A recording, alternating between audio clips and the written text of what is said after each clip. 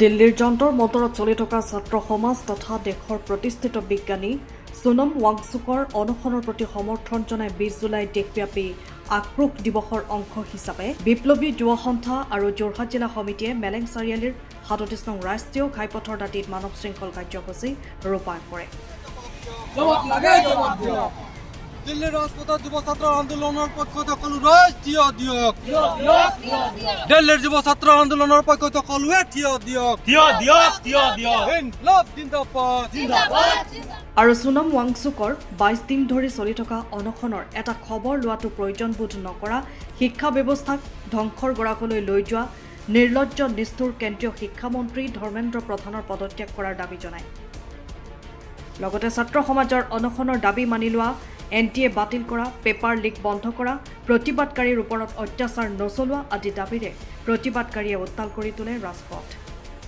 উক্ত কাৰ্যসূচীত RYAৰ হৈ আমসু কুমাৰ তাঁতী, মন্টু ৰাজৱাৰ, পবিত্ৰ নায়ক, AIPWAৰ ৰহিল মুণ্ডা, যোগমায়া বাউৰী, CPIMLৰ জিতেন তাঁতী, পবিত্ৰ নায়ক, ৰাজেন ৰাজ, ৰহন কুৰ্মী, দুলাল ভূমিজকে প্ৰমুখ কৰি কেইবাগৰাকীও নেতা উপস্থিত থাকি অতি সোনকালে তেওঁলোকৰ দাবী মানি ল'বলৈ চৰকাৰক আহ্বান জনায়। অন্যথা অসমতো এই প্ৰতিবাদ অধিক জংকী ৰূপ পাব বুলি মন্তব্য প্ৰকাশ কৰে। আজি দিল্লী যন্তৰ মন্তৰত চলি থকা আন্দোলন আমি এই যোৰহাট জিলাৰ আজি মেলেং চাৰিআলিৰ 37 নং ঘাইপথৰ কাষত আমি এই আন্দোলন কাৰ্যসূচীৰ যোগেদি ভাৰত চৰকাৰক দাবী জনাইছোঁ যে শীঘ্ৰে ধৰ্মেন্দ্ৰ প্ৰধান পদত্যাগ কৰক আৰু এই যে আন্দোলন চলাই আহিছে এই আন্দোলনকাৰীৰ ওপৰত প্ৰত্যেক দিনে কিয় বিভিন্ন ধৰণৰ দমন আক্ৰমণ চলাইছে তাৰ জবাব বিচাৰিছোঁ আৰু আমি দাবী জনাইছোঁ যে আন্দোলনকাৰীৰ ওপৰত দমন আক্ৰমণ বন্ধ কৰক, ধৰ্মেন্দ্ৰ প্ৰধান অতি শীঘ্ৰে পদত্যাগ কৰক।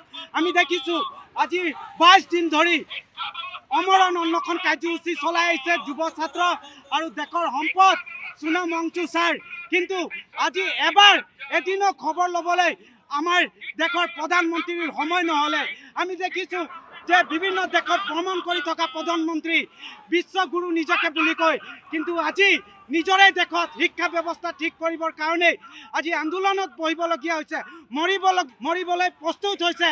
এই আন্দোলনকাৰীক সন্মান নিদি তেওঁলোকে কি কৰিছে যে দমন আক্ৰমণ কৰি বগা কাপোৰে মেৰিয়াই দেশদ্ৰোহী হিচাপে অমানৱীয়ভাৱে আন্দোলনকাৰীক অপহৰণ কৰা কাৰ্যক আমি ধিক্কাৰ গৰিহণা দিছোঁ আৰু আমি দাবী জনাইছোঁ যে এই যি শিক্ষা ব্যৱস্থা ধ্বংস কৰি পেলাইছে আপোনালোকে যদি অতি শীঘ্ৰে এই শিক্ষা ব্যৱস্থা ঠিক কৰি নুতুলে তেতিয়াহ'লে আজি যন্তৰ মন্তৰত ককৰোচ জনতা পাৰ্টীৰ এই আহ্বানত যি আন্দোলন চলিছে এই আন্দোলন পৰৱৰ্তী দিনে অসম তথা ভাৰতবৰ্ষৰ জংগী ৰূপ গঢ়ি উঠিব।